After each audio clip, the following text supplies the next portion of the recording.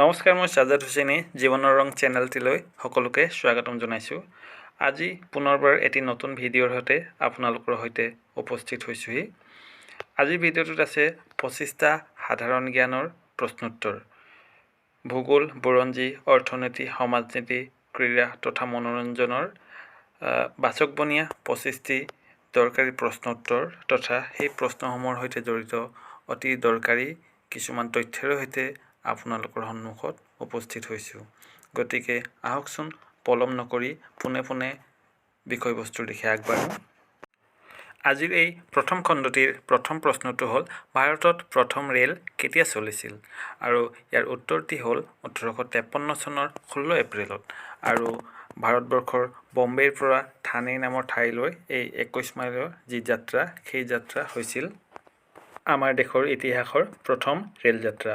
বৰ্তমান সময়ত ভাৰতীয় ৰেলে প্ৰতিদিনে প্ৰায় 2 কোটি যাত্ৰীক বিভিন্ন ঠাইলৈ অনা নিয়া কৰে আৰু এছিয়াৰ ভিতৰত এই ৰেল সেৱা দ্বিতীয় স্থানত আছে আৰু সমগ্ৰ বিশ্বৰ ভিতৰতে ভাৰতীয় ৰেল সেৱাৰ স্থান হ'ল চতুৰ্থ। 2 নম্বৰ প্ৰশ্ন, কয়লা উৎপাদনত পৃথিৱীত ভাৰতৰ স্থান কিমান? আৰু ইয়াৰ উত্তৰ হ'ল দ্বিতীয়। আৰু এই ক্ষেত্ৰত ভাৰততকৈ আগত থকা দেশখনৰ নাম হ'ল চীন আৰু ভাৰতৰ পিছত যিখন দেশ আছে অৰ্থাৎ তৃতীয় স্থানৰ দেশখন হ'ল আমেৰিকা যুক্তৰাষ্ট্ৰ। তাৰ পৰৱৰ্তী প্ৰশ্ন 3 নম্বৰ প্ৰশ্নটো হ'ল, কপাহ উৎপাদনত ভাৰতৰ স্থান কি? আৰু ইয়াৰো উত্তৰটো হ'ল দ্বিতীয়। আৰু এই ক্ষেত্ৰতো ভাৰততকৈ আগত থকা দেশখন হ'ল চীন আৰু ভাৰততকৈ পিছত থকা দেশখনৰ নাম হ'ল আমেৰিকা যুক্তৰাষ্ট্ৰ। 4 নম্বৰ প্ৰশ্ন, ভাৰতবৰ্ষৰ দীৰ্ঘতম ৰাষ্ট্ৰীয় ঘাইপথটোৰ নাম কি? আৰু ইয়াৰ উত্তৰ হ'ল 44 নং ৰাষ্ট্ৰীয় ঘাইপথ। আৰু এই ৰাষ্ট্ৰীয় ঘাইপথটো ভাৰতৰ একেবাৰে দক্ষিণৰ ৰাজ্য কেৰালাৰ কন্যাকুমাৰীৰ পৰা কাশ্মীৰলৈকে বিস্তৃত। কন্যাকুমাৰীৰ পৰা কাশ্মীৰৰ শ্ৰীনগৰলৈকে এই পথটো গৈছে। তাৰ পাছত 5 নম্বৰ প্ৰশ্ন হ'ল, ব্ৰহ্মপুত্ৰ নদীৰ উৎস হিমবাহটোৰ নাম কি? আৰু ইয়াৰ উত্তৰ হ'ল চেময়ুংডুং। তিব্বতৰ কৈলাশ পৰ্বতৰ ওচৰৰ তামচুক খাম্বালা চুৰটেন নামৰ ঠাইত ই অৱস্থিত। প্ৰশ্ন, পৃথিৱীৰ ভিতৰত কোন দেশৰ সংবিধান আটাইতকৈ নমনীয়? আৰু ইয়াৰ উত্তৰটো হ'ল ইংলেণ্ডৰ। আৰু এক আকৰ্ষণীয় তথ্য হ'ল যে ইংলেণ্ডৰ সংবিধানখন হ'ল অলিখিত সংবিধান তথা বৰ্তমানেও ইংলেণ্ডত সীমিত ৰাজতান্ত্ৰিক শাসন ব্যৱস্থা প্ৰচলিত। 7 নম্বৰ প্ৰশ্ন, ভাৰতীয় মূলৰ প্ৰথম মহিলা মহাকাশচাৰী কোন? আৰু ইয়াৰ উত্তৰটি হ'ল কল্পনা চাওলা। হাৰিয়ানাৰ কাৰ্নাল নামৰ ঠাইত জন্মগ্ৰহণ কৰা কল্পনা চাওলাই পৰৱৰ্তী সময়ত আমেৰিকা যুক্তৰাষ্ট্ৰৰ নাগৰিকত্ব গ্ৰহণ কৰিছিল আৰু তেখেতে দুবাৰ মহাকাশলৈ যাত্ৰা কৰিছিল আৰু দ্বিতীয়বাৰ যাত্ৰা কৰাৰ সময়ত 2003 চনত পৃথিৱীলৈ উভতাৰ পথত কলম্বিয়া নামৰ মহাকাশযানখন দুৰ্ঘটনাত পতিত হৈছিল আৰু সেই দুৰ্ঘটনাতেই তেখেতৰ লগতে আন মহাকাশচাৰীসকলো নিহত হৈছিল। তাৰ পৰৱৰ্তী প্ৰশ্ন 8 নম্বৰ প্ৰশ্নটো হ'ল, সিন্ধু উপত্যকাৰ সভ্যতা কিমান চনত আৱিষ্কৃত হৈছিল? আৰু ইয়াৰ উত্তৰটো হ'ল 1922 চনত। ৰাখাল দাস বেনাৰ্জী নামৰ ভাৰতীয় পুৰাতত্ত্ব বিভাগৰ এজন বিষয়াই ইয়াক আৱিষ্কাৰ কৰিছিল। 9 নম্বৰ প্ৰশ্ন, ছিকিম কিমান চনত ভাৰতবৰ্ষৰ সৈতে চামিল হয়? আৰু ইয়াৰ উত্তৰটো হ'ল 1975 চনত। বৰ্তমান সময়ত ছিকিমকে ধৰি উত্তৰ পূৰ্বাঞ্চলৰ ৰাজ্যৰ সংখ্যা হ'ল 8খন। 10 নম্বৰ প্ৰশ্ন, চীনা পৰিব্ৰাজক হিউৱেন চাং কাৰ ৰাজত্বকালত ভাৰতবৰ্ষলৈ আহিছিল? আৰু ইয়াৰ উত্তৰটো হ'ল হৰ্ষবৰ্ধনৰ ৰাজত্বকালত। হৰ্ষবৰ্ধন থানেশ্বৰ ৰাজ্যৰ ৰজা আছিল আৰু এই চীনা পৰিব্ৰাজক হিউৱেন চাঙে কামৰূপো ভ্ৰমণ কৰিছিল আৰু সেই সময়ত কামৰূপৰ ৰজা আছিল ভাস্কৰ বৰ্মন। 11 নম্বৰ প্ৰশ্ন, দিল্লীৰ কোনজন চুলতানে নিজকে দ্বিতীয় আলেকজেণ্ডাৰ ৰূপে ঘোষণা কৰিছিল? আৰু ইয়াৰ উত্তৰটো হ'ল আলাউদ্দিন খিলজী। দিল্লীৰ চুলতানসকলৰ ভিতৰত এজন অন্যতম শক্তিশালী চুলতান খিলজীয়ে বিভিন্ন প্ৰশাসনিক সংস্কাৰ ঘটাইছিল। বিশেষকৈ তেখেতৰ ৰাজহ সংক্ৰান্তীয় সংস্কাৰসমূহ পৰৱৰ্তীকালত সুদূৰ প্ৰসাৰী ৰূপে বিবেচিত হৈছিল। 12 নম্বৰ প্ৰশ্ন, কোনজন মোগল সম্ৰাটৰ এটা ভ্ৰাম্যমাণ থিয়েটাৰ আছিল? আৰু ইয়াৰ উত্তৰটি হ'ল হুমায়ুন। হুমায়ুন আছিল মোগল সাম্ৰাজ্যৰ প্ৰতিষ্ঠাতা বাবৰৰ পুত্ৰ তথা শ্ৰেষ্ঠ মোগল সম্ৰাট আকবৰৰ পিতৃ। 13 নম্বৰ প্ৰশ্ন বৰপাত্ৰ গোহাঁই পদবীটো কোনজন আহোম স্বৰ্গদেৱে সৃষ্টি কৰিছিল আৰু এই উত্তৰটো হ'ল স্বৰ্গদেউ চুহুংমুঙে।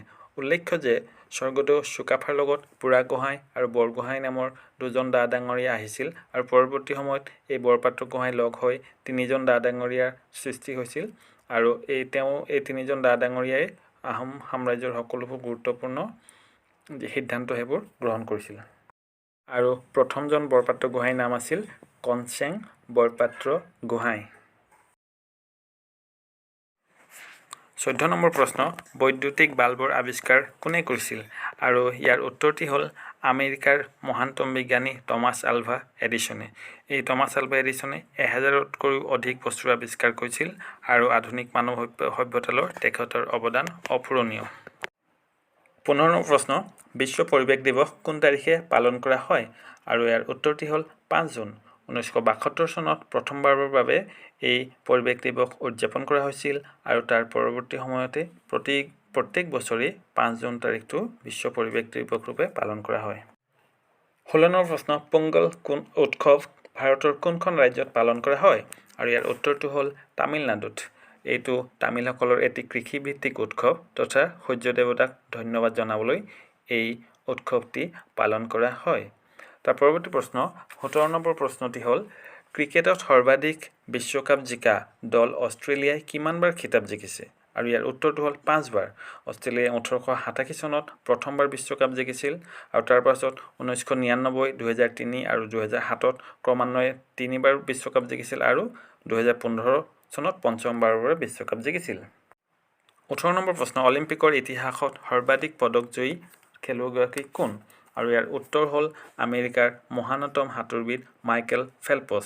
মাইকেল ফেল্পছে তেওঁৰ অলিম্পিক কেৰিয়াৰত 28টা পদক জিকিবলৈ সক্ষম হৈছিল আৰু এই 28টা পদকৰ ভিতৰত 23টাই আছিল সোণৰ পদক। তেখেতে 3টা চিলভাৰ তথা 2টা ব্ৰঞ্জৰ পদকো জিকিছিল।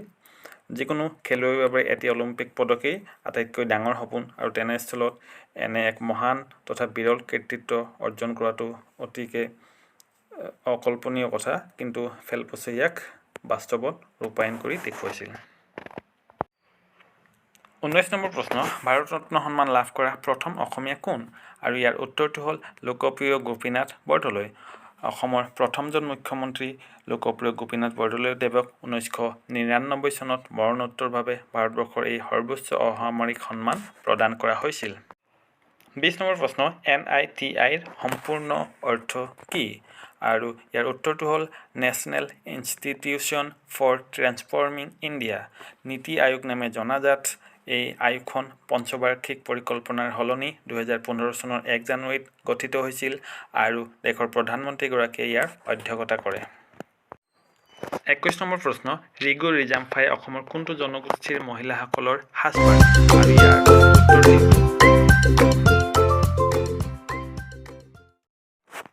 ইয়াৰ উত্তৰ হ'ল ডিমাছাসকলৰ। ডিমাছাসকল হ'ল অসমৰ অন্যতম প্ৰাচীন জনগোষ্ঠী। অসমৰ ডিমা হাছাও জিলাত এওঁলোকে প্ৰধানকৈ বসবাস কৰে আৰু তাৰ লগতে কাৰ্বি আংলং, নগাঁও, কাছাৰ আদি জিলাৰো কিছু অংশত এওঁলোকৰ বসতি আছে। তাৰ পৰৱৰ্তী 22 নম্বৰ প্ৰশ্নটো হ'ল বনৰীয়া ঘোঁৰা ক'ত পোৱা যায় আৰু ইয়াৰ উত্তৰটো হ'ল ডিব্ৰু-চৈখোৱা ৰাষ্ট্ৰীয় উদ্যানত। অসমৰ ডিব্ৰুগড় আৰু তিনিচুকীয়া জিলাত অৱস্থিত এই ৰাষ্ট্ৰীয় উদ্যানতেই বন ঘৰচীয়া ঘোঁৰা নামে জনাজাত এই ঘোঁৰাবিধ ভাৰতবৰ্ষৰ ভিতৰতে একমাত্ৰ পোৱা যায়। 23 নম্বৰ প্ৰশ্ন অসমত কেতিয়া চাহৰ আৱিষ্কাৰ হৈছিল? এই শব্দটো কটীয়া হৈ আছে, আচলতে কেতিয়া হ'ব লাগে আৰু উত্তৰটো হ'ল 1823 চনত। গতিকে বৰ্তমান 2023 চন যিহেতু অসমত চাহৰ আৱিষ্কাৰ হোৱা 200 বছৰ সম্পূৰ্ণ হ'ল আৰু তাৰ 10 বছৰ পাছত 1833 চনত অসমত প্ৰথমখন চাহ বাগিচা আৰু চাহৰ খেতি আৰম্ভ হৈছিলে। 24 নম্বৰ প্ৰশ্ন এছিয়াৰ প্ৰথম পেভিলিয়ন ৰূপে কাক জনা যায় আৰু ইয়াৰ উত্তৰটো হ'ল ৰংঘৰ। আহোমসকলৰ ৰাজত্বকালত শিৱসাগৰ নগৰৰ মাজমজিয়াত নিৰ্মিত এই ৰংঘৰৰ পৰাই স্বৰ্গদেউসকলে মাঘৰ বিহুত ম'হ যুঁজ আদি চাইছিল তথা বহাগৰ বিহুত বিহু হুঁচৰি, বিহু নাচ আদি উপভোগ কৰিছিল আৰু স্বৰ্গদেউ প্ৰতাপ সিংহই ৰংঘৰ প্ৰথমে নিৰ্মাণ কৰিছিল তথা প্ৰমত্ত সিংহই ইয়াক পকীকৈ নিৰ্মাণ কৰাইছিল। অসমৰ এটি সম্পদ এছিয়াৰ ভিতৰতে প্ৰথম পেভিলিয়ন ৰূপে চিহ্নিত হোৱাটো আমাৰ সকলোৰে বাবে অতি গৌৰৱৰ বিষয় তথা এইটো আমাৰ শিৱসাগৰ জিলাত আছে যাৰ বাবে মই অতিকে গৌৰৱান্বিত। ইয়াৰ পৰৱৰ্তী আজিৰ সংখ্যাৰ শেষৰ প্ৰশ্নটি হ'ল ভাৰতবৰ্ষৰ প্ৰথম কৃত্ৰিম উপগ্ৰহটোৰ নাম কি? আৰু ইয়াৰ উত্তৰটো হ'ল আৰ্যভট্ট আৰু ইয়াক 1975 চনত মহাকাশলৈ উৎক্ষেপণ কৰা হৈছিল। প্ৰাচীন ভাৰতবৰ্ষৰ বিখ্যাত জ্যোতিৰ্বিদ আৰ্যভট্টৰ নামেৰে এই যি উপগ্ৰহ ইয়াকে নামাঙ্কিত কৰা হৈছিল। আশা কৰোঁ ভিডিঅ'টি উপভোগ কৰি সকলো নিশ্চিতভাৱে উপকৃত হ'ব আৰু ইয়াৰ পৰৱৰ্তী খণ্ডত পুনৰ 25টা প্ৰশ্ন সাধাৰণ জ্ঞানৰ প্ৰশ্নোত্তৰৰ সৈতে আপোনালোকৰ সন্মুখত উপস্থিত হ'ম আৰু তাতো এনেধৰণৰ বিভিন্ন বিষয়ৰ 25টা ভিন্ন স্বাদৰ দৰকাৰী সাধাৰণ জ্ঞানৰ প্ৰশ্ন থাকিব। এইখিনিতে আপোনালোকক জনাবলৈ পাই সুখী হৈছোঁ যে মোৰ চেনেলটোৰ ছাবস্ক্ৰাইবাৰৰ সংখ্যা 200 অতিক্ৰম কৰিছে আৰু ইয়াৰ বাবে মই সকলোকে আন্তৰিক ধন্যবাদ তথা কৃতজ্ঞতা জ্ঞাপন কৰিছোঁ আৰু আশা কৰিছোঁ ভৱিষ্যতলৈও মোৰ প্ৰতি এনে মৰম তথা আশীৰ্বাদ অব্যাহত ৰাখিব। গতিকে আজিলৈ ইমানেই, ধন্যবাদ, শুভৰাত্ৰি।